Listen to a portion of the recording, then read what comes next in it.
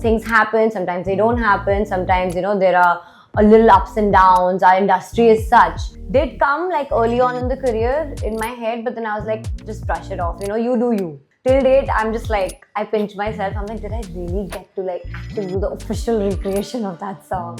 Always being happy for everyone and everything around, and it comes back to you in tenfolds if you do that. Definitely, you do feel stressed out at times that, everybody wants to compare you to your parents. Indian music is still yet, there's so much to be explored when it comes to Indian compositions, Indian instruments, Indian rags and all of that. So yeah, I mean, I think all of them deserve. So I have to, internally feel and be sattvic in order to spiritually be able to connect, to positivity.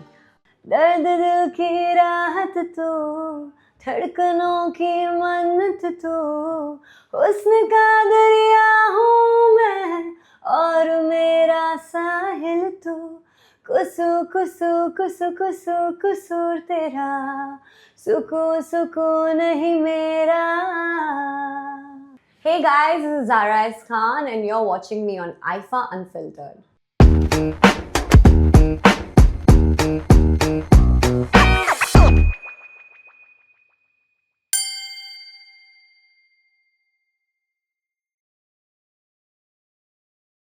Well, it wasn't a transition as such. Music has always been, a part of me very strongly. It's been in the family for generations. I'm the fourth generation in the family to carry, acting and singing both.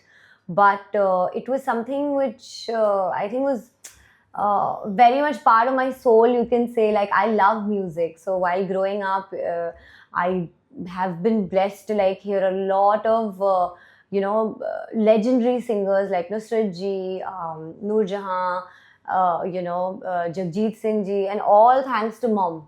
So, I mean, definitely, belonging to a family where there is music around is one thing, but, really kind of having a heart pull towards it and feeling it in your bones that this is something that I'm very, excited about is a different thing.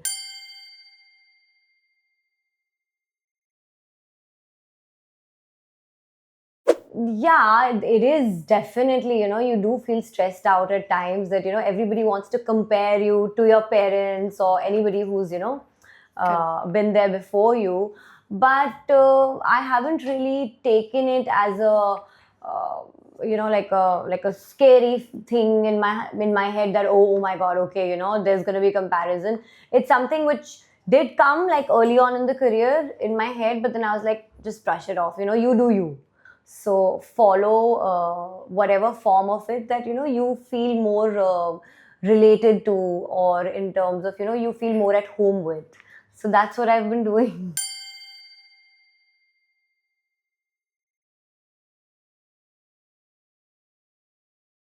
So it was my first IFA where I was performing, and at the same time it was also my first time ever performing on such a big stage and such a big platform. It was a lot of nervousness. I still go back and I see the videos and I'm like, I was trembling, like deep down inside. I was like, oh my God, I hope I don't trip. I hope I don't, fall or something crazy doesn't happen. But when I look back at the videos, I just love it. It was such an amazing experience, and the audiences were amazing. The people there were like so excited, and the best part is Dubai is so global, so we had people from I think all over the world who love Bollywood. So such a wide audience to perform to. It was a dream come true. I would say Kusu Kusu is a song which, really blew up. And why not? I mean, I think it was really one of those dance numbers which I, till date, I love out of all my songs. But then I also feel lucky that I got to sing Aap Jaisa Koi, which was a wonderful recreation. And at the same time, it's been one of Nadia Hassan's most iconic songs. So getting to sing that was also like a dream come true.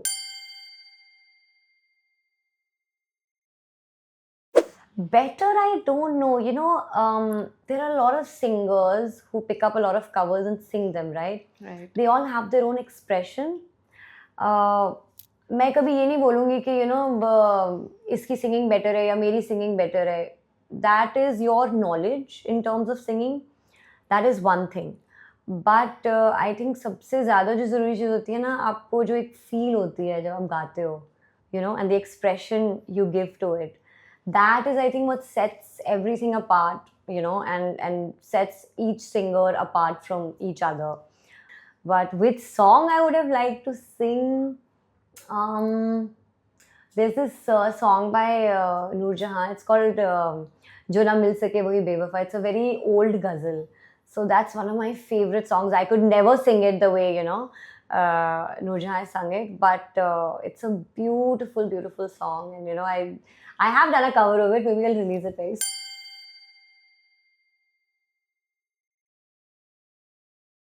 soon. Love Stereo has a very special place in my heart because the minute you brought it up, it just took me back to the time when I was, at T-Series. We were on the 14th floor and we were all supposed to go in and meet Bhushan sir because Edward Maya had specially flown down, once all our contracts were locked that, okay, we're going to do this as a recreation and all of that. So I remember I was sitting in the waiting room with my team and Edward came in with his team and it was the first time, I looked at him and I was so excited because it's a song we've grown up on, I mean, there was a time where I think all over Bombay, that song was blasting in all the taxis and auto rickshaws and whatnot. Till date, I'm just like, I pinch myself. I'm like, did I really get to like actually do the official recreation of that song? So it was amazing. And the whole team was great. Edward was great. Tiger was amazing.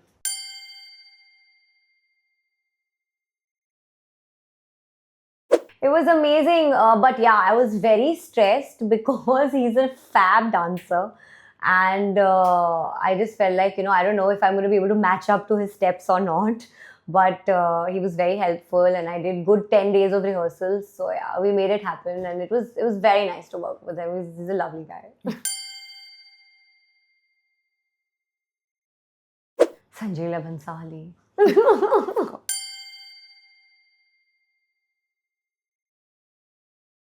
Just got a call, come and dub the song. I dubbed it, and next thing, like I think about 6 months later, the song released, and I knew it the day I heard the song. I was like, this song is gonna be really, really good. And the song was also very different. It had a very ghazal, yet very like new age kind of feel to it, like in terms of the programming of the song. So I really liked it, like in terms of composition, very classic, and then the programming was very new age.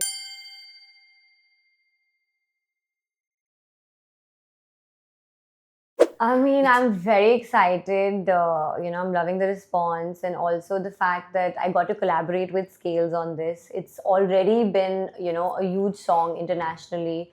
It's been doing so well when it comes to all the football players. They all love that song. So to just, be a part of it and, bring like a 2.0 version of it to life was amazing. And I think Sanjoy has done a fab job in terms of recreating the song. I remember we told him that, Scales is collaborating with us on this song. So he said, okay, let me like whip up, something like which direction we could go in. And I still remember he sent like a 1 minute, version of it. And I heard it and I was like blown away. I was like, oh my God, this is really going to be exciting.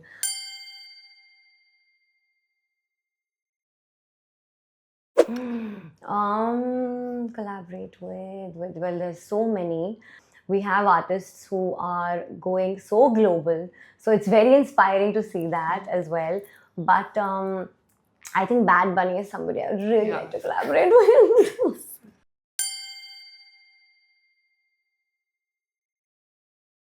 Wow, my idea of a healthy relationship. I think truly being each other's best friend and being as honest as you can with each other and as understanding, because I think when we get into relationships we always try to think in our heads that we have to be perfect or the person has to be perfect, but honestly nobody's perfect. We're human, right?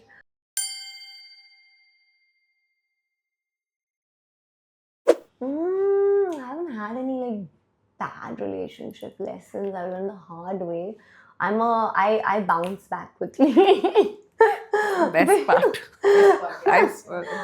Because I just feel like, I think it's a beautiful lesson I've learned that whenever there is heartbreak, you have to internally heal yourself. And you really should work on it instead of running away from it. So the minute you do that, you will bounce back very beautifully. And love is beautiful.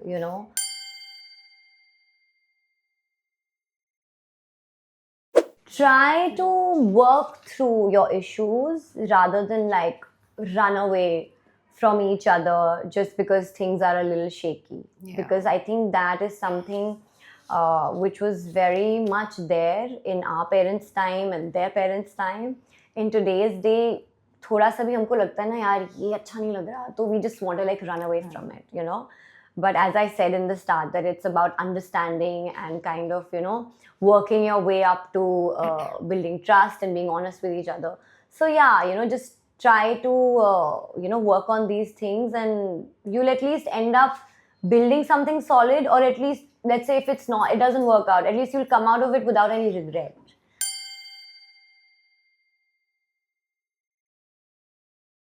I don't know if it's expensive or not, but I have this habit of collecting like limited edition pieces. So I'm a huge fan of denim. I love denim. So I was in Paris and I went to the LV store, the big one in Champs-Elysees, my favorite. And I was like, I need a denim bag. Like, I want to get a denim one. So they were just showing me, we have this, and that. And I was like, nahi, maza nahi aa raha, something else, something else. And I kept pestering, the guy there, and he said, okay, 1 minute, wait, I'll just be back. And he went all the way to the back of the store, and then he got this beautiful limited edition. There are only 50 pieces in the world, by the way. So it was from their trunk collection, and it was like proper like denim and very beautiful, and I instantly fell in love with it. And the fact that there are only 50 pieces all over the world, so I was like, pack that up, I want this one. I never do that. I never do that because for me, looking good with the body structure that I have, and at the same time being comfortable, goes hand in hand. I never want to wear anything which I'm uncomfortable in, because the minute you walk out to any event or a red carpet and your body is not comfortable in it, it's going to show on your face, But if you are comfortable wearing what you're wearing, then you are going to carry it off very beautifully. So that is something which I always exercise as a, habit, that whatever I'm going to be wearing, I always do like a trial a day before. Yeah, I don't follow any trend. I think the only, I don't know if it's a trend or like a practical note that I've put down in my head, is that I always want to wear anything and everything that suits my body type. And a lot of times people say, "Arey, but you're thin, तो पतले लोग तो कुछ भी पहन सकते हैं." But ऐसा नहीं है, I am very particular about the cuts and the shape of what I'm wearing and all of that, and that has to be according to my body type. So yeah. Well, it's like diva and homeless person. When I'm on stage, I want to be all sparkles and glamorous and, just go all out and channel my inner Beyonce. But the minute I'm off stage, I want to be in my sweatpants and t-shirt and pajamas. No makeup, hair tied up. Well, basically, homeless look.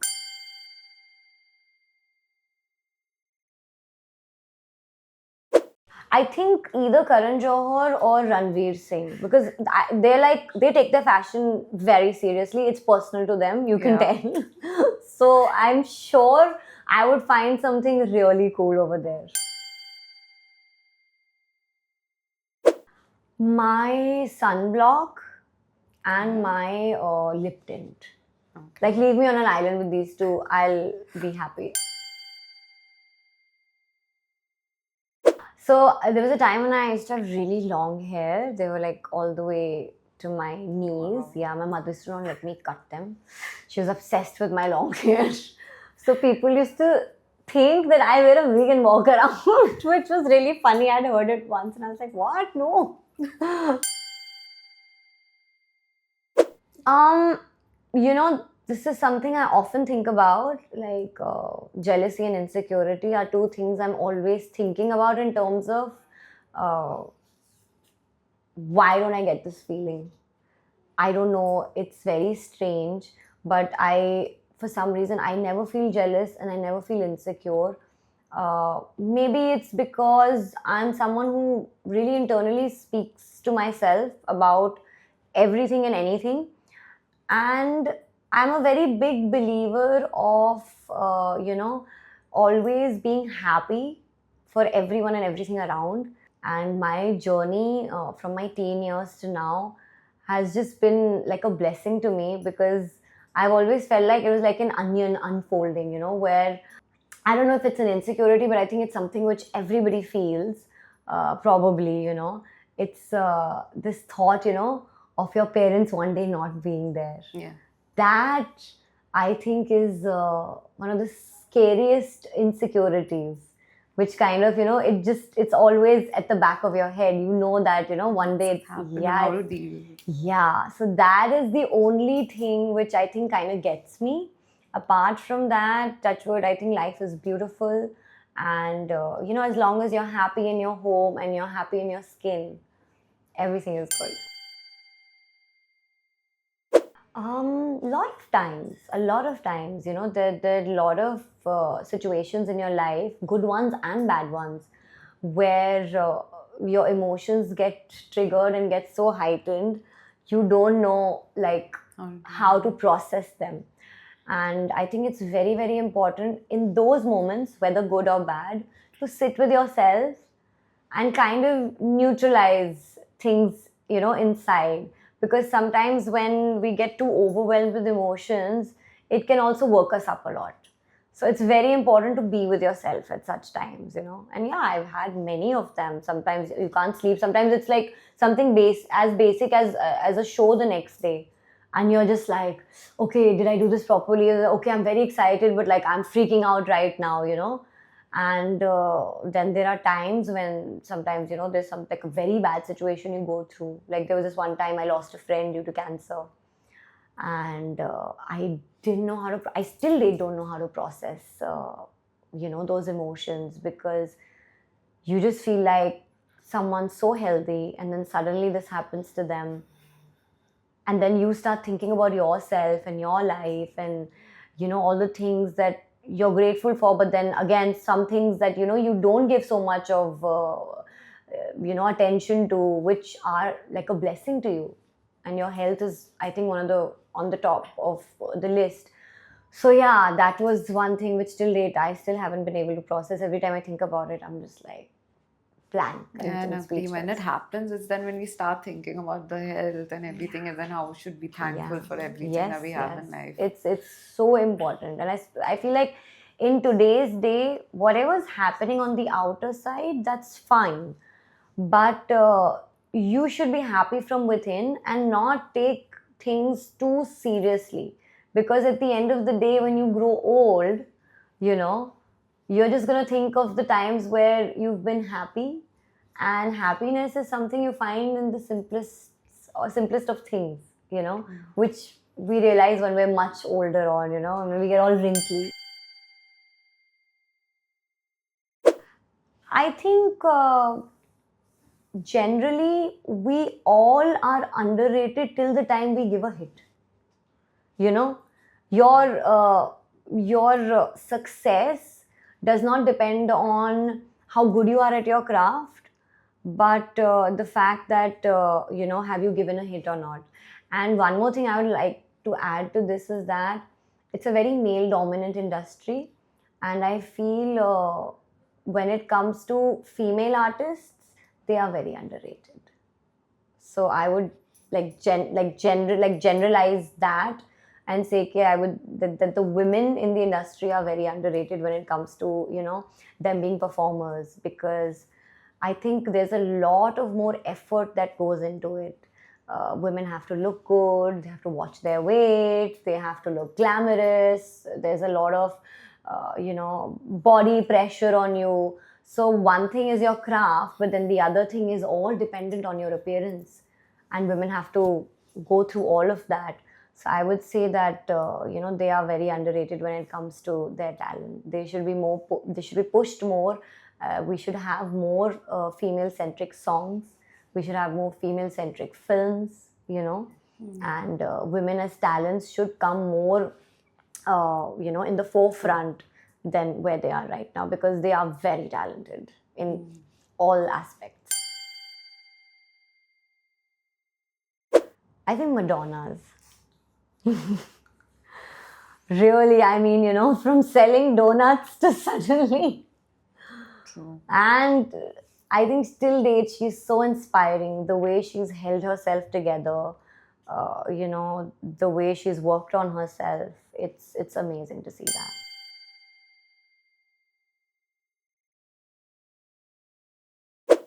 Can I be honest? I think every singer, and we have had quite a few singers who've, Arijit did a song with, Ed Sheeran. yes, Ed Sheeran, and then I think Karan Aujla did one. Diljit is dominating globally. I love Diljit. But I feel like every singer, every artist has their own expression, and music, especially in our country, India, is so versatile. We have so many gharanas, when it comes to music. हमारे राग्स जो हैं वो इतने खूबसूरत हैं, इतने सारे हैं. Like, I can't say there's this one person I feel who can represent. No, everybody has their own expression, and I really hope that all the singers from here do make it a point to, touch waters globally, because all of them are wonderful at what they do. Indian music is still yet, there's so much to be explored when it comes to Indian compositions, Indian instruments, Indian rags and all of that. So yeah, I mean, I think all of them deserve.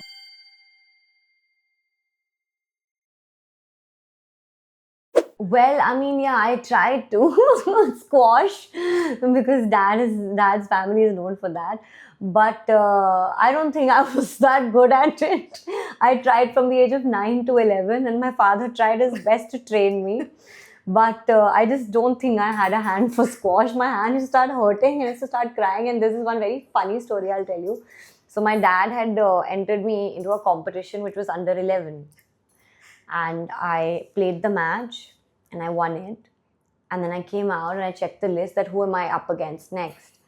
And I started crying. So my father was like, "Beta, you won. Tum ro kyun rahi ho?"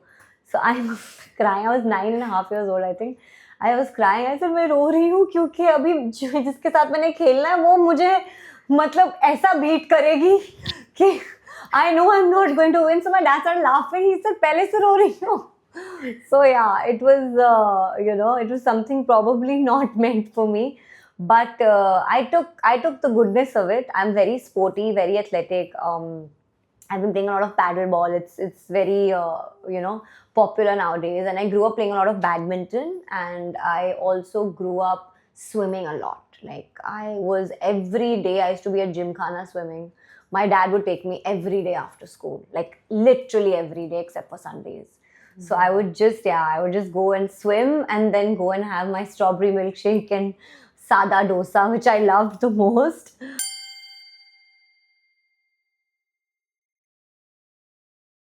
What do you Of course, do? I What would do love you eat? to. Okay, so I'm vegan.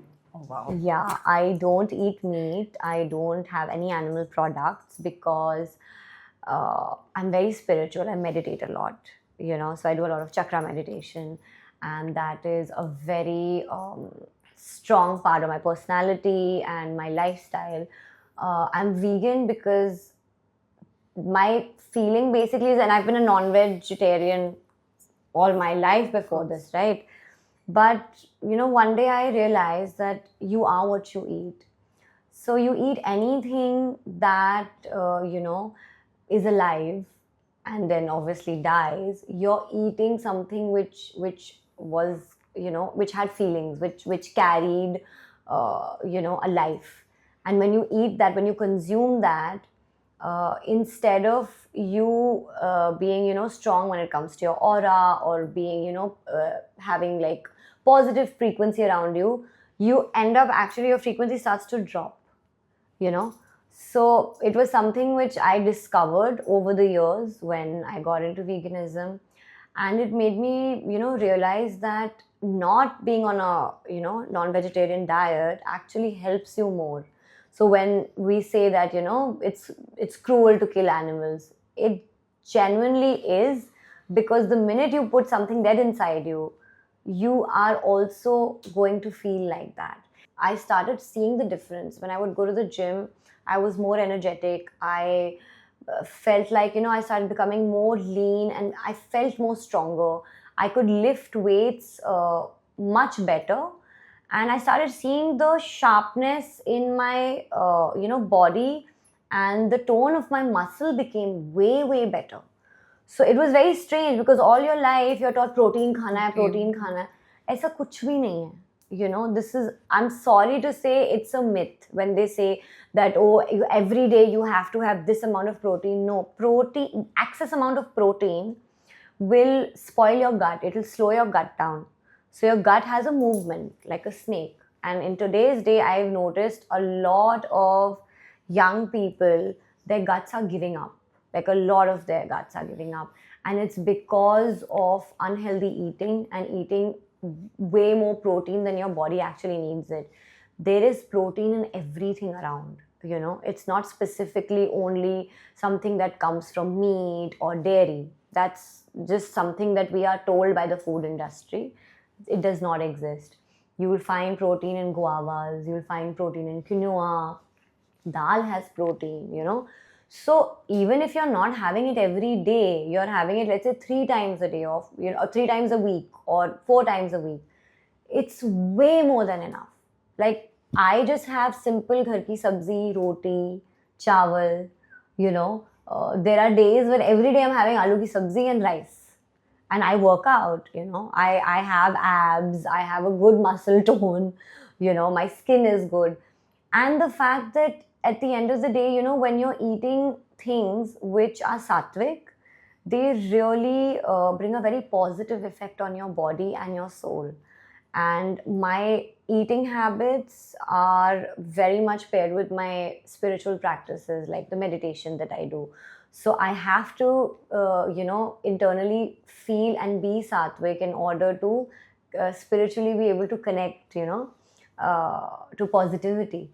So this is what I do, and it's worked beautifully for me. And I think if people also follow certain things like this, it'll really help them. They should have more of fruits, have fruit juices. A lot of doctors say that but it's sugar, it's not good for, but that's not true. Again, it's natural sugar. Fruit has this energy in it which actually goes and makes your body more and more charged up in terms of positive frequency, because it's not coming from any source which is cruel, or which is hurtful to the plant. So it really helps your body. And a lot of water fasting, that is something I do a lot. Like every year I do a 21-day water fast where I'm just on water. Yeah, it's amazing, by the way. I know a lot of people feel like, how can you survive on water for 21 days? But it changed my life completely. My physique, the way it is, it's because I do a lot of water fast. Like today also, it's my second day. I'm fasting. I've been on water. So once a month, I do 3 to 5 days of water fasting. And every year I do 21 days of water fasting. And I have perfectly fine energy. There's nothing wrong. In fact, you become more controlled.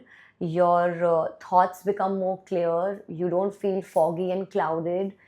you won't need to sleep for more hours or feel like, when you wake up that you're tired. A lot of people feel that because when we go to sleep and if our body is not healthy internally, we want to sleep for longer hours or we wake up tired because body is not done cleaning itself from inside.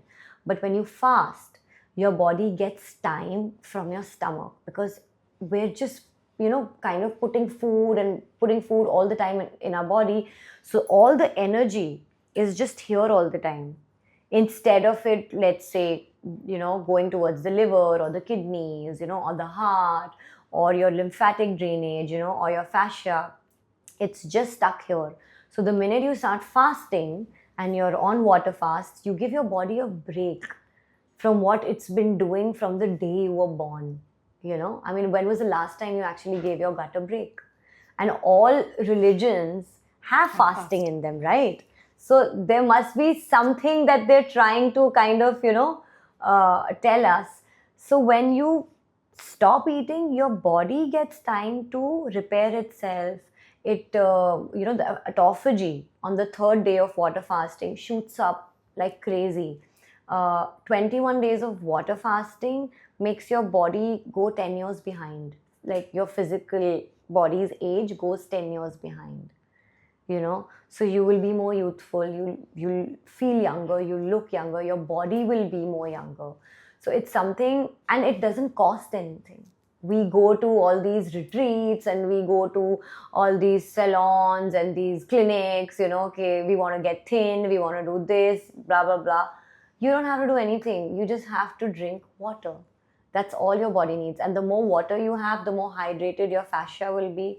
The more hydrated your fascia is, the more your body internally will be healthy. So I work on myself internally a lot. Gym is just a little part of it. Gym is like maybe now where I am in terms of my body, 10 to 15%. The rest of it is all my food and, sattvic way of kind of living my lifestyle. It makes a huge difference. So I would say, try to fast at least 3 times a month on water. And if you can't do it right away, work towards it. In 2024 is the first time when I actually started. I did a 24-hour water fast. Then I broke the fast because obviously your body is not habitual to it. Then few days later, I did a 48-hour fast. Then I broke the fast. Then a few days later, again, I did a 72-hour fast. Now it's like, I'm not even bothered. I look at people eating and I'm not tempted by it.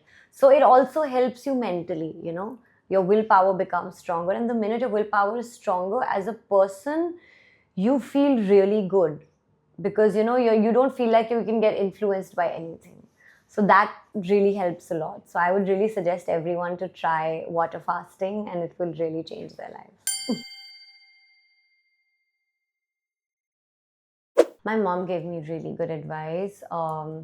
She's told me once, she said, when you step out of your house, leave your ego home and go, especially in your work field, and never take your professional life personally. And that's the best way to go about it because, sometimes things happen, sometimes they don't happen, sometimes, there are a little ups and downs. Our industry is such. But she said, never take it personally. It's all for professional reasons. So that is something which has stayed with me and that's kind of helped me stay grounded and enjoy what I do rather than feel competition or feel stressed out about the whole thing. Because at the end of the day, you're an artist. You have to express yourself when you go out there on stage or, when the camera switches on and you're supposed to have fun with it.